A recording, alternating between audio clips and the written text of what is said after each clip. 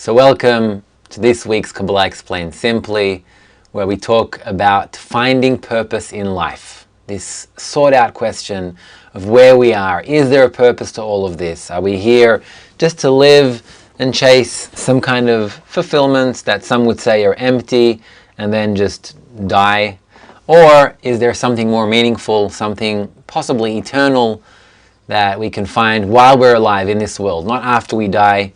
Like we might learn in some religions that we live here, we got to work very hard, and when you die, you'll get everything. You'll get heaven or you'll get hell if you misbehave. So no, according to the wisdom of Kabbalah, finding this purpose and reaching this state called heaven is something every single person that hears about it can do in this life. There are a few conditions of how to find this, how to reach it, and in this session we're going to talk about that. So if you just joined us now, great, I see we have a lot of viewers on Facebook and YouTube. So if you just joined us now, then please make sure to click the like button, click the share button if you enjoy these sessions, because by doing that, then you're bringing more people to be exposed to this session and they can hopefully join us and also find their purpose in life. There are millions of people who are searching for a purpose, millions, I would even probably say billions of people. But what do we need to find this purpose, to find this inner feeling that's leading us to search for something greater? And I think each one has this question in them. You know, we have 86,400 seconds every single day. And what do we do with these seconds? Are we just living them, letting them pass, or are we taking advantage of every single one of them in order to truly achieve something here in this life?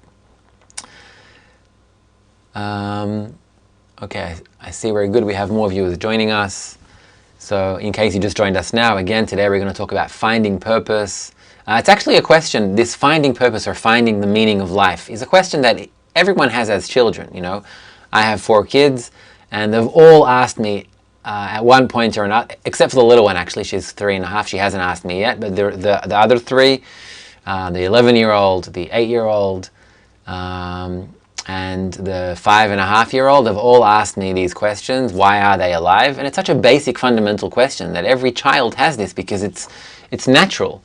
But unfortunately, this question is usually thrown off the table because either we don't know how to answer it or we think that there is none. And this question kind of goes into hiding. In some, those who are lucky enough, it reawakens, and in others it doesn't, at least not at this point. So in this session we're going to delve deep into that, and hopefully by the end of it it'll be clear. And this is a big promise, but I will try and make this promise that by the end of this session, if you wanted to find this purpose, then you will also know how to do it. Alright, so let's dive into it. In order to find this purpose, this romantic kind of finding purpose in life, finding meaning, it is a very kind of romantic thing, right? But as with everything in life, there are a few things that you need to first you need to know what you don't know. Because if you don't know what you don't know, then you'll never know it. So you first need to hear about this. You need to know what you don't know. And the first thing I want to tell you about, and one of the first steps in finding this purpose to life, is first of all, being fed up with a certain part of life. Right? And when I say being fed up, I mean this inner feeling of internal satiation, that this entire chase of humanity after materialistic fulfillment is simply not enough. And the fact that we all have this drive within us, every single one of us has it on a certain level, some bigger than others, some have it on a smaller scale, but we all have this drive within us. And I would say partially this drive that we have in us to find this material fulfillment isn't necessarily our fault, because we're constantly surrounded by it. So to start off this session and to talk about this first point of, first of all, being fed up with something, I wanted to show you a clip which is taken from our film Crossroads, made by our very own Joseph or Asaf Ochayon. So I'm going to show you this clip. It will contribute to our discussion. While you're watching it, if you have thoughts or questions, then please post them in the chat. So let's take a look at this clip. It's called Matter vs. Meaning, and it's from the film Crossroads.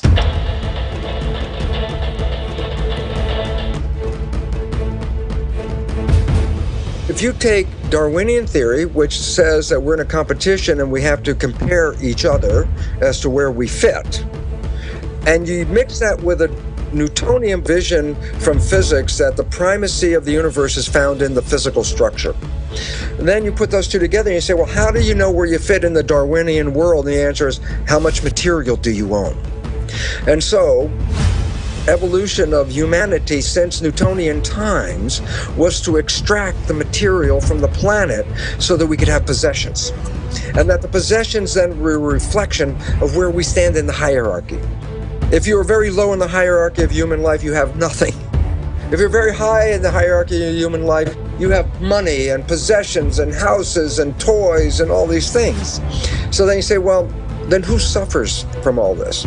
Well, there's great suffering at every level, whether suffering in the physical planet or in the human civilization, there's suffering all over. In order for me as a human to prove my hierarchy, I have to extract the material from the planet. So what do? I mine the planet. I rape the planet of all of its possessions so that I can hold in my hand this chunk of gold and say, see how much I am worth, where is your gold?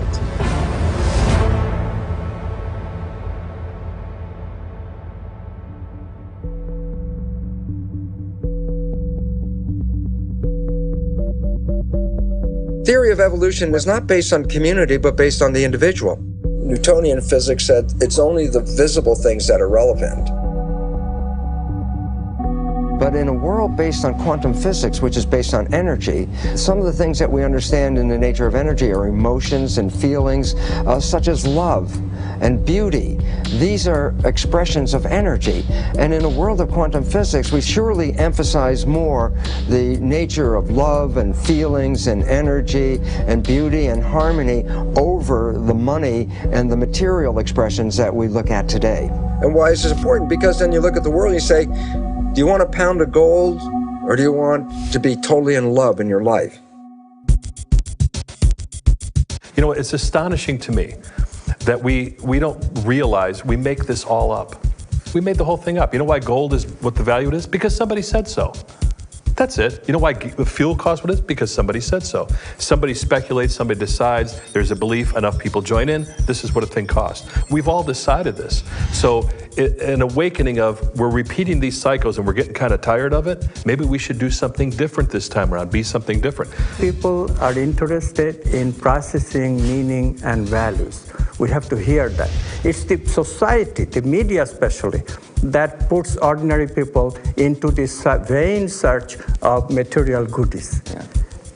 People didn't live this way even 50, 60 years ago. You know, this is just a very recent phenomenon, that if you have, instead of one cell phone, two cell phones in two pockets, then somehow you'll be better off.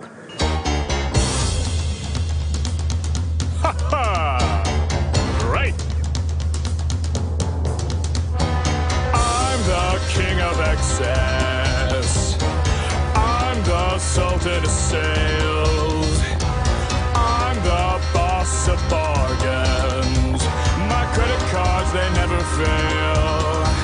I got a 700 something on my beacon score, which means I don't own a thing and I can buy even more. I'm a buffet eating, tablet reading, lovable guy. I get the best of the best that my money can't buy. It's a wonderful life. It's a wonderful life with my red-headed wife. It's a wonderful life. The average U.S. person now consumes twice as much as they did 50 years ago. Ask your grandma. In her day, stewardship and resourcefulness and thrift were valued.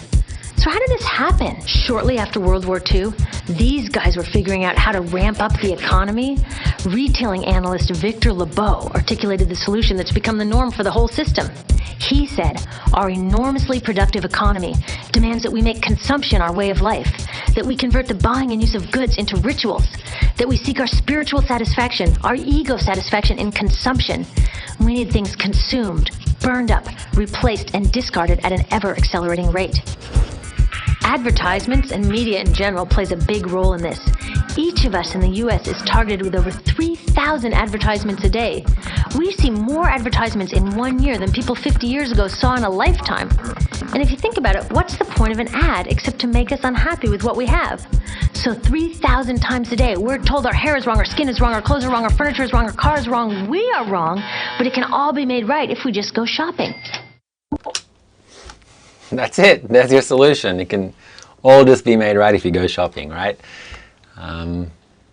Okay, so let's take a look at what we saw now, which is a great representation of what's happening in humanity, and let's look at it from a little bit behind the scenes. All right, so let's look at it from a Kabbalistic perspective. So in Kabbalah, by the end of this session, by the way, I'll complete this picture. So right now I want to talk about a specific part of this picture. So we have state 1, which is a state of complete perfection, unconscious adhesion. Adhesion to what? To ultimate fulfillment of purpose, ultimate fulfillment of finding this meaning. So any thought or question that you now have that is awakening this point in you to find something greater, then imagine state 1 as being this complete match between that desire of yours and the fulfillment of that desire, which is a desire which isn't materialistic. It's a spiritual desire. It's a desire that comes actually from a higher state of reality, and we'll soon explain a little bit about more what this first state is. But what happened after this first state, which is even before there was time, before the Big Bang, before 14 billion years ago, then after this first state happened, which we'll elaborate a little bit more further down in the session, then what happened was that state of complete adhesion to that inner search for meaning was completely broken, completely detached, and all that remained was a spark of that fulfillment, right? So this spark, let's call it the plus force, and that's all that remained. And it remained alongside with that desire to receive that fulfillment, that meaning, that purpose that we're searching for. And let's call that the minus, because the minus, it wants to receive to itself, and the plus wants to give it. So these two forces, they're, you could say, the starting point of reality as we know it today, which started, according to what science has found, about 14 billion years ago through an explosion of energy. So what is this energy? It's these two forces combined together. Now, these two forces, they led to a development of everything, actually, of everything in the universe. You know, think of the universe as expanding and the matter cooling down and heating up and minerals forming. The same minerals that we're built of today, you know. So you could say that we're built of these same minerals that were forged in the universe 10 billion years ago, and we're made of those minerals. And this entire process, which led eventually to the development of life, it all started from that point 14 billion years ago. Now, this desire that evolved, let's jump towards when human beings started evolving, right? So let's talk about the modern human beings, and let's look at that for a second. So the desires evolved and evolved and evolved and evolved and evolved, and then you had a few 100,000 years ago the development of Homo sapiens, and there you have, you could say, bodily desires which evolved in human beings. So bodily desires like food, like sex, like shelter.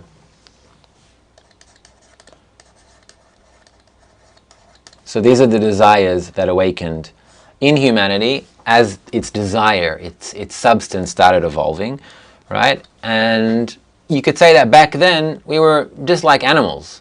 We were maybe we were smarter a little bit, we were evolving, but we were maybe another level of an animal. There wasn't anything that really made us different from the animals. And then this desire kept on evolving, and soon it'll get to the clip we just watched, and then additional desires started developing. So you could say that they're called social desires.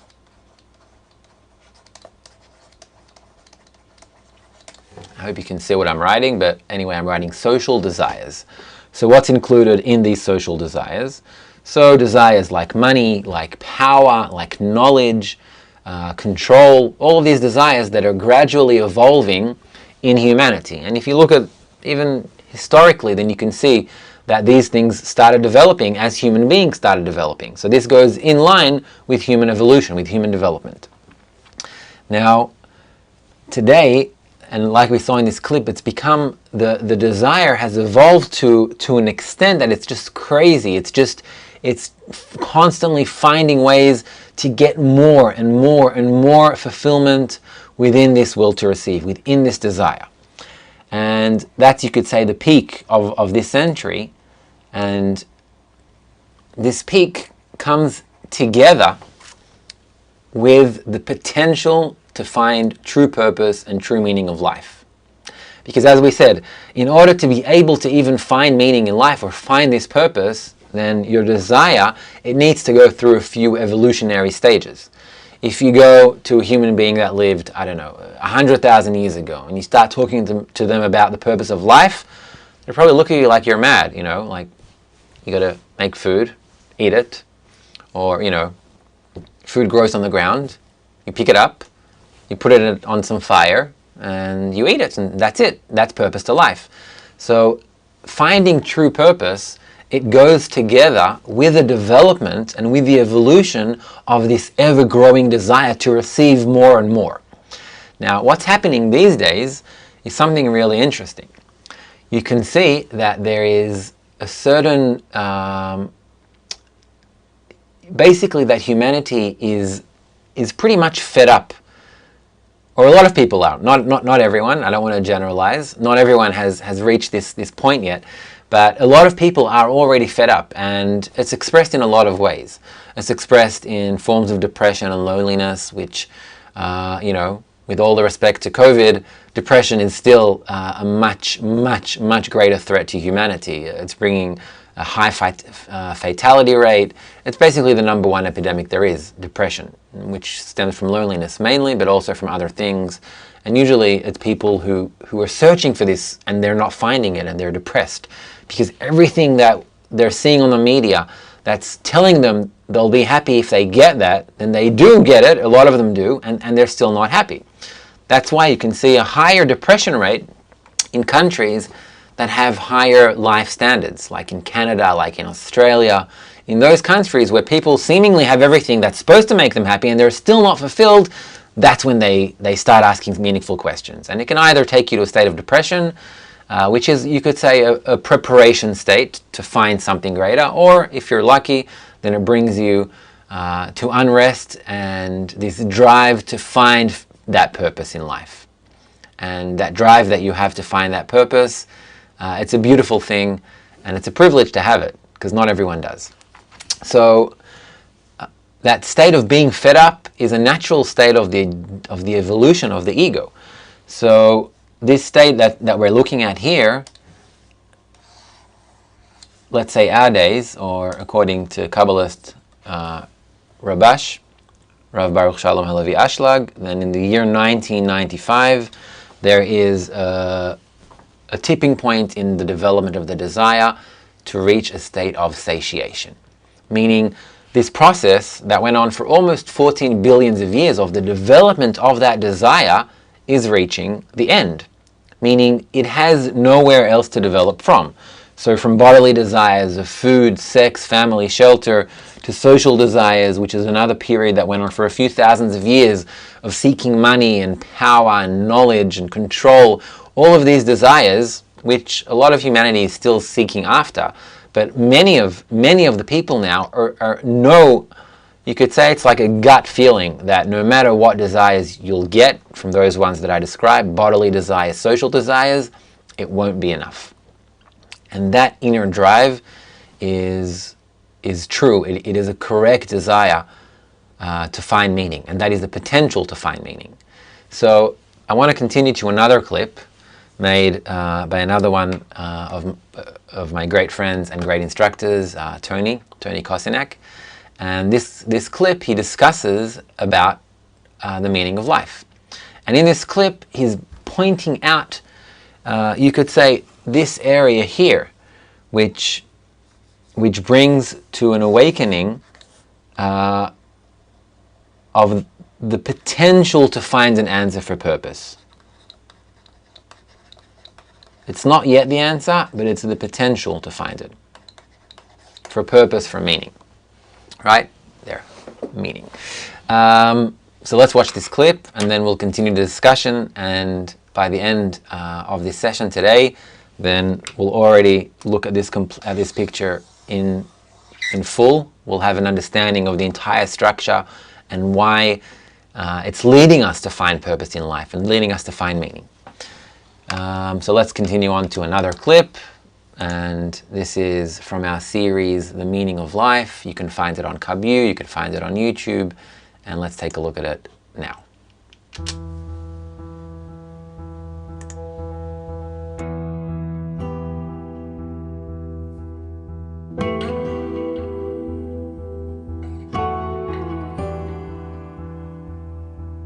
You can't really ask the question about the purpose or the meaning of life unless your question is coming from a kind of emptiness. Because there's something at the bottom in you that can be felt only when everything else has been emptied out. When you've chased career, given yourself to love, searched for answers in science, art, even religion, and found them all lacking. Now, you might never have had those things, or you might have experienced everything they have to offer, but they still didn't add up to meaning, and they don't touch what's missing, do they? But they were never meant to. Of course, you can ask philosophically, out of curiosity, but that will never get a real answer. All you'll get that way is yet another shallow goal equal to the depth of commitment in your question. You can ask, but you just won't be able to hear the deeper answer until that question is an ache, a heartfelt demand that life answer me now. Maybe you already feel that. That's the key. Without it, we're still asking with a logic that's controlled by our conditioning, only asking about the things it tells us to ask, and hearing with the very limited perception that it will allow. We believe that we feel and do what we determine because we're unaware of just how conditioned we really are or what that conditioning consists of. We just don't feel it. Our programming is hidden from us, and so is the fact that it's hidden from us. And so our meaning and purpose, because that conditioned logic isn't built to apply to the big picture where meaning and purpose are found. To discover the purpose of life, you have to be able to at least begin to sense the world you live in and your place in it from outside of it, the way you could with something that you want to build. You'd know what it's made of, what it'll be when it's completed, and exactly why you're building it. The meaning of life is an unsettling question, because just by asking it, we're halfway letting go of all that we know and admitting that maybe we don't know anything. It's scary to hold out the lonely hope that there could be an answer, and terrifying to think that there might not be. And yet, we wouldn't be asking at all if we weren't already willing to let go of the other half.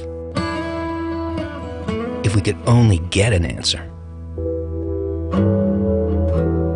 But it's not a crazy question. The world says it is, because there's no answer to it in the world. And after a while, we end up saying it's crazy too. And we turn our thoughts and energy to anything else we can, just to not have to ask. In fact, most of what we do with our lives, we do to bury that question. But when we were children, we couldn't help but ask it. And it certainly wasn't philosophical. It came from an innocent wonder, questioning the obvious about what we felt with utter clarity, that as if out of nowhere we'd suddenly appeared in a new reality. We needed to know why. So we asked, fully expecting an answer. Why am I here? What am I? Why am I me? Is this real? Am I really alive? Why am I alive? What is life? What is life for? Why does it begin and end? What happens when it ends? why don't I feel that it will end?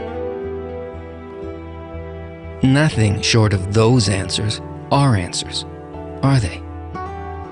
But the hunger of the need to ask faded when you kept seeing that adults couldn't answer and didn't ask. When school taught everything but what life is and how to live it. And when puberty overtook you with the promise programmed into your hormones that filled up your dreams and desires. When you were finally out on your own in the world and you had to take care of your own survival. And yet, you've got to admit that the poignant beauty of life is somehow rooted in its impermanence. The sensation that we live in a mystery with an undercurrent of longing that runs through everything. Is that accidental? Is it an imperfection? Does it mean that there is no answer? Or is meaning's concealment actually part of the answer? Maybe purpose isn't designed to fit into that narrow conditioned space, but to help us grow out of it. Most of us let go of that question. Some never do because they can't, because that unquenchable point in their heart isn't connected to this world. It already contains the seed of the meaning. That's where it came from, and what it's unbearably homesick for. And it's a bitter question that never sleeps. So you wake up at 2 a.m., go to Google, and type in, "What is the meaning of life?" And despite the best reasoned and well-intentioned responses, isn't it clear that the meaning of life can't be communication, service, understanding, or following your dream only in this life? Because this life ends. Those are good, useful answers for someone with a different question like, what's the next thing I can do to make me happy for a while? But for a person who wants to know what life is, it doesn't even touch the matter. Because the root of your question is the search for something unlimited, eternal, and whole that puts us in touch with what we are, not just what to do till we die. The meaning of life lies outside of what we call life. Meaning or purpose are really the force of nature that brings about and assists existence, so it's got to be dimensionally greater than the life we now know, and not limited by what limits us. So, how is it concealed from us? How do we uncover it? And how do we live in it?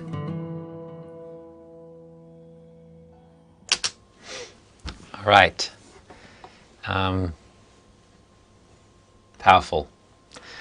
So let's go back and let's continue to complete this picture. All right?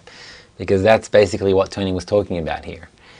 He was saying that this point that awakens in us, the same point that isn't satisfied by anything that it can think of on this world, that same point that evolves from this state of satiation of the human desire, which is already maxed out. It's reaching a dead end. It's reaching the end of its development. Not that it's a bad thing. It's not reaching a dead end. It's reaching the death of this phase, like a caterpillar and a butterfly that we saw, I think, last week, that when the caterpillar begins to reach its, when it starts going into its cocoon, then its whole system starts changing, and everything that it used to know that works as it should stops working that way, and it starts working according to a different program. And then eventually it evolves into a new form, into a higher level. So you could say that this is what is happening now in humanity. We're like this caterpillar that wants to become a butterfly. In some it's already awakened, in others not yet.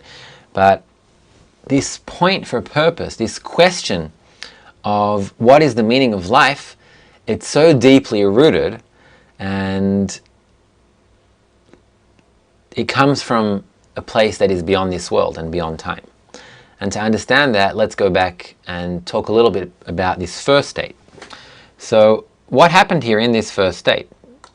In this state of unconscious adhesion.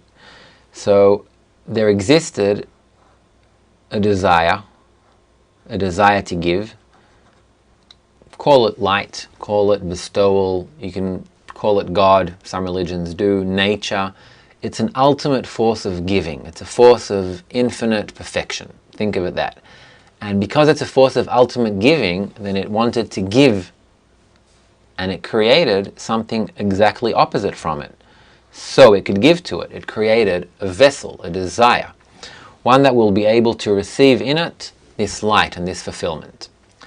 And in this first stage, then this light and this kli, it's called in Kabbalah, which is a vessel, they were already in complete adhesion, complete ultimate fulfillment, perfection, like a baby in a womb that's being nurtured and receives everything from its mother before it can even think it. It doesn't even need to think it. It's so tightly connected to the womb that it's just being, it's like one system. Even though it's two different things, they're so closely connected, they're acting as one. And this is the first state, a state of unconscious adhesion between this force of fulfillment, of giving, of love, which you can call the creator if you want, although the creator can be misleading, because it's not this, in religions, then creator is usually associated with this person, or like this person-like being that's sitting above in a sky above us and saying, you behaved well, then I'll give you heaven, and you didn't behave, so I'll give you hell. No, in Kabbalah, it's nothing like that at all. In Kabbalah, the forces that I'm talking of are forces, right? So like gravity is a force, and it responds to how we interact with it, then this too is a force. It's the overarching force of love that encompasses everything in reality. We don't necessarily feel it, but that's a different story, which we're not going to get into now. You can check out last week's sessions where we talk about the single law of reality, and then we open that up a little bit more. So back to our story of finding purpose, finding meaning. So in this first state of unconscious adhesion, the light and the vessel were already in complete connection. But for a certain reason, which I'm not going to get into details of now, but I'll just say that in order to make this created being great, in order to bring it to the actual degree of this force of love, then like a parent moving away from its toddler that's trying to take its first steps and letting go so the toddler can try and walk on their own. So you could say similarly, this force let us go and separated itself from us so we can grow, so we can start walking ourselves. And it detached itself from us through 125 degrees of concealment, which, if you want to get more into details, it's the worlds of Adam Kadmon, the world of Atzilut, Bria, Yetzira, Asiya. These are 5 worlds. Each world has 5 worlds in it, and each one of those have also 5 worlds in it. So 5 to the power of 3, 5 times 5 times 5 is 125 degrees of concealment. But don't worry about the maths. So this level of concealment, which eventually led to this explosion of energy, which is called the Big Bang, and eventually led to the development of everything in reality through 2 forces, because these 2 forces are the driving, developing force of everything in reality. And throughout this entire process, this plus and minus were in it the whole time, and they were driving this evolution constantly through this tango of balance, which led to imbalance, which pushed again back to balance. And every time this fluctuation happens, it leads to a higher level of evolution, a higher level of development. We spoke about this also in last sessions, that we spoke that every new state of emergence comes from imbalance, from conflict, which leads again to a new state of resolution, which then leads to a higher state of development. So this has been happening for 14 billions of years. And now something amazing is happening, because the plus and minus force have reached a state that the egoistic force has reached satiation. So it can no longer evolve. So in order for this desire to evolve more, like this caterpillar and the butterfly, it needs to go through this fundamental change. And that's when a person feels this question: what is the purpose of life? What is the meaning to it all?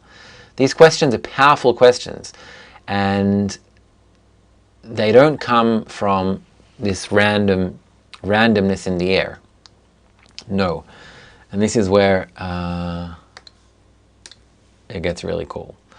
So this point that's in us, that awakens now, that's asking what is the purpose of life, what is the meaning of life, is a point that is rooted in the very thought of creation. This point comes from right up here. And it's been there the whole time, through the entire evolution of the system. The point has been there, and it's being lying dormant, waiting for its time to burst open, waiting for its time to turn from a caterpillar into a butterfly. And this point that awakens in you today, to find purpose, to find meaning, is destined to find it on a level that is beyond this world, that is beyond any form of materialistic fulfillment. So when you have this point awakened in you, what it really is, it's a call back home. It's a call back to reach this state of adhesion. However, unlike in state 1, where we're looking at unconscious adhesion, which led to the state of our world, which we're not going to go in why exactly it had to break, etc. But again, I think the simplest example now just to hold on to is like wanting to make someone grow, so you let them on their own so they can really grow. So that's pretty much what the Creator did to us. He let us on our own. And now, this point is an invitation to go back to state 3. And what is this state 3? This third state? It's a state not of unconscious adhesion, but finally of conscious.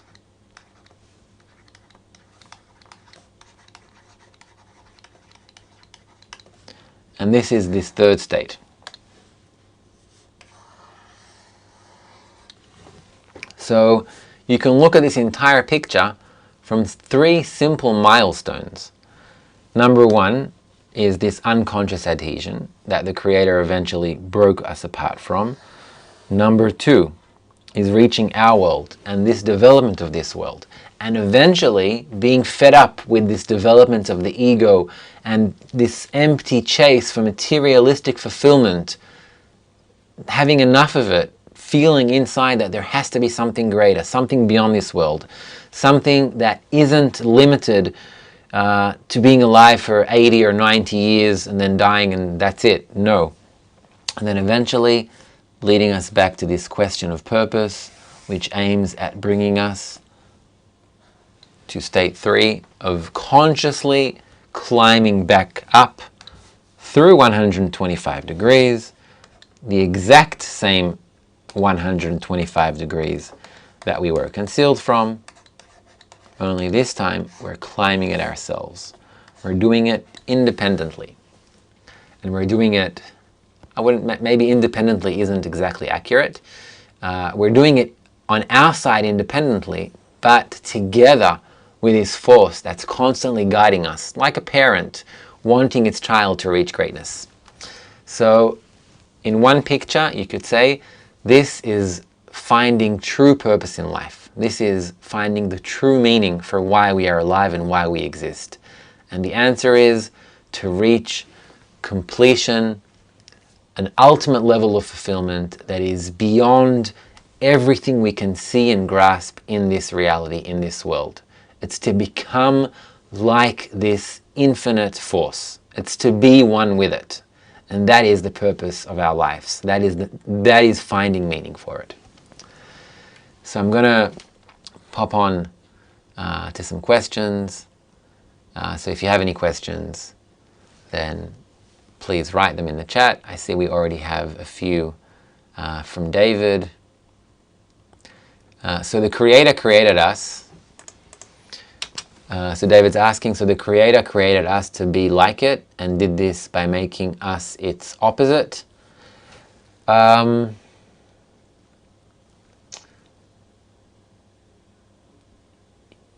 exactly.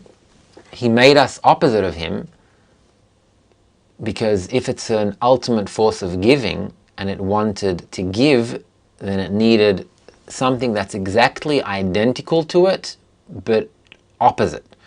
So when you think about it, opposite means exactly the same.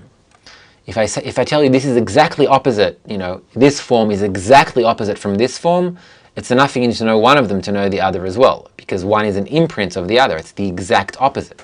So every quality you know from one form, you can also identify in the other one, just in its opposite way.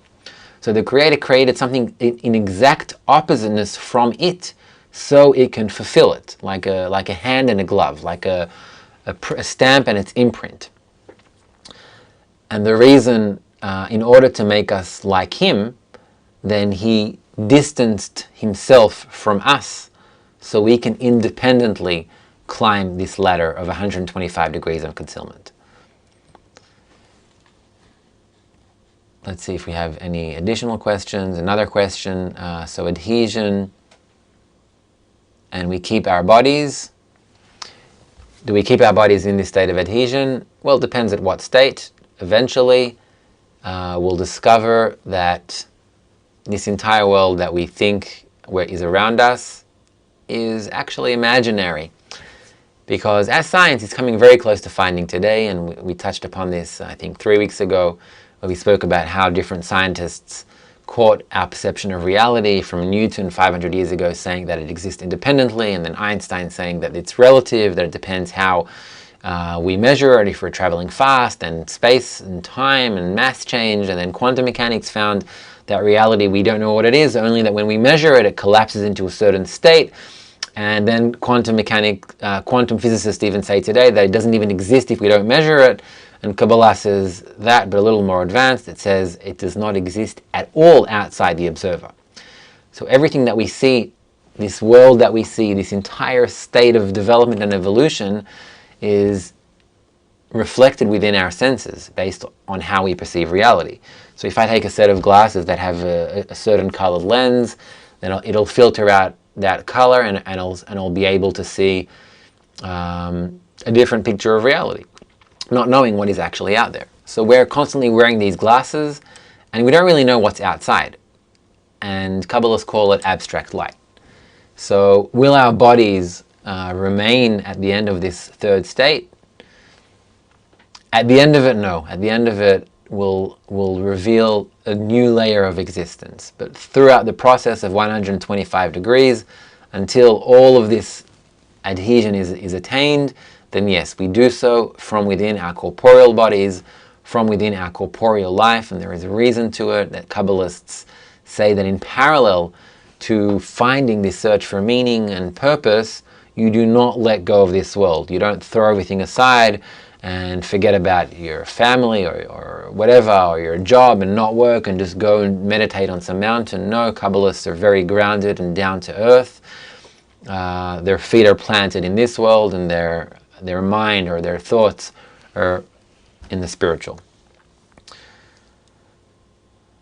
Another question from Heather Brown. I've seen the year 1995 remarked upon before. Why this year? What exactly happened and how? So why this year? Simply because the desire evolved enough. And what happened is the system that we're in, you could say, reached a tipping point. So what is this system that we're in? We're all immersed in this system, which is called the soul of Adam, or Adam Harishon. The soul of Adam Harishon. This is this soul. It was created in the world of Atzilut, and in this soul, the entire soul was connected as one. And then, through that same process of concealment, which we're not going to delve into now, this soul shattered and it broke. And the result of this breaking is the sensation of 8 billion individuals who live on the planet Earth, and each feel themselves as separate beings. They don't feel themselves as very connected or deeply dependent on other people. Sometimes things like COVID and things like that, they come to humanity and they remind us that we in fact are interconnected, and this is a good state of re-identifying this. But generally we don't feel that way. And what happened from this year 1995, which it doesn't necessarily mean that exact date, the 1st of January 1995, it's this period of time where this soul, its forces in it that have impact on our world, which result in everything that we spoke about here, this entire process. Oh, wait a minute, sorry, I'm drawing and you're not seeing it. I apologize for that. There we go. So this whole time I was drawing the soul of Adam Harishon. Here it is. So this is this soul.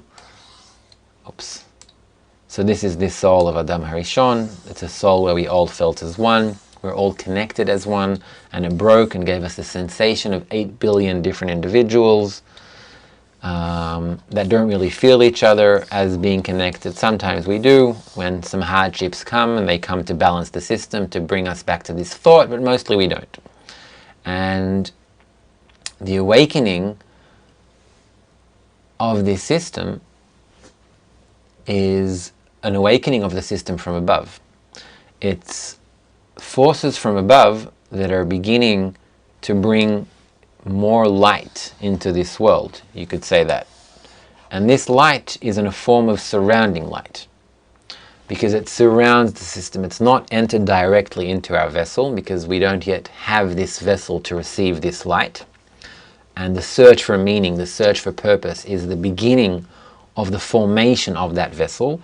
It's a tiny point within us, like we said here. It's this tiny little point that's buried within all of our corporeal, materialistic desires, and this point exists in everyone. In every single person in humanity, this point exists. Only in some, it's still concealed, and in others, it's already surfacing. It's rising above all the desires of this world. So it's not satisfied by what it can receive on this layer. It wants to go back up here. Right? This is this point.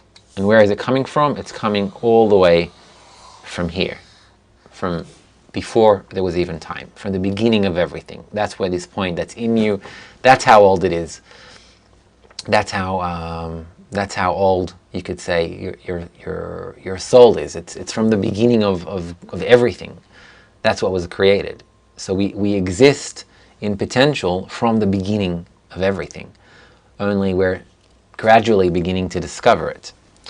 So back to your question, Simon, I think it was. No, it was Heather, sorry. So back to your question, Heather. So again, I don't know why this year exactly, other than this is when the desire evolved enough. You could say it's part of this. Why does the fruit grow in a certain stage of the development of the tree? Because the tree is already ripened. It's already built well enough for the fruit to start growing. So you could say the same with humanity. And what happens is that the entire system is pushing for its next step of development. And this is happening because there is more light in this system. And this light, it isn't always felt as good. Sometimes it's felt as bad. It's felt as coronavirus, or as natural disasters, or as things that are seemingly negative, but they're purposeful. They're pushing humanity as a whole on a collective layer to begin to identify fundamental things, that we are connected, that we need to change our current paradigms. And this, I'm just going back to your question, so what exactly happened and how? So this is what happened. How did it happen? It happened through this process, actually, through a state of the ego reaching its satiation, reaching a state of conflict. And through this conflict, it's leading to the next state of emergence, because emergence always comes from a starting state of conflict, which then, if can be resolved, if through this state of conflict, then the pieces can begin to identify the interdependence they have between them, and they begin to act upon it, and they do it by not by just trading for resources and, okay, I'll give you this, give me that, but by really feeling as one, then that immediately leads to an eruption of a new degree. And humanity's new degree is a degree of consciously rising to a new layer of fulfillment, one that is non-materialistic, one that same question of purpose and meaning is truly seeking after. Okay, so AJ Alexander is saying yes, light makes things manifest and more apparent, whether positive or negative. Yes, AJ, that is correct. So we're almost coming to a close. I would say we are coming to a close. If you enjoyed the session, I hope you did, then don't forget to subscribe to our channel on YouTube or to like our page and this video on Facebook, and maybe write in the chat as well where you're from.